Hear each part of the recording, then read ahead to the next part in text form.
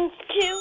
One, my name is Jacob also, by the way. My first question is, in Genesis, it talks about God destroyed all the giants in the flood, but later on, what about David and Goliath? I thought he was a giant. May you answer that question? Jacob, I love it. I love that you called in. I just love it. And, you know, get your application ready for seminary right now because that's great. Dr. Glaze, about the giants, the Nephilim. Yeah. Jacob, that's a very insightful question and one that took a lot of thought. So I appreciate you asking us that. And you are absolutely right that during the flood, all the giants were destroyed. They were called Nephilim. And when the flood took place, they were all destroyed. So how did they reappear again is a question, which again is a very good question. Now, when we think about the people that went on the boat, it was Noah, his wife, and Noah's 3 sons and their wives.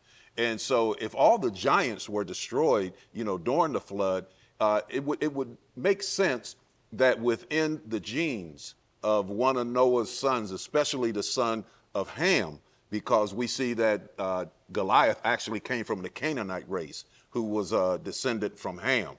And so within Ham was still the genes to reproduce the giants. So even after the flood, there was genes that one of Noah's sons possessed to be able to reproduce the giants. So thank you for that. Thank you for that question. Wow, that is great. Great question, great answer. Any other thoughts on this? Yeah, I'd say the same thing, that there's the genetic information that we all have, as Dr. Glaze said, genes or DNA, and that's why people look different today, because different groups of people went different places, and you know, Asians don't look like Africans and Africans don't look like Europeans because there's different amounts of genes that bring out certain traits. And one of those traits is height. And even today, Jacob, I don't know if you know this, but in Guatemala, the average man is 5'3" tall. And the average woman is 4'10½". In the Netherlands, the average man is 6'1.5" and the average woman is 5'7". So it's even possible, it seems to me today, if a bunch of tall people went on some island and had some kind of new nation, that we might see giants again because that genetic information is there. Oh, I got some Scandinavian in me. I don't know. That's yeah. See that? We got.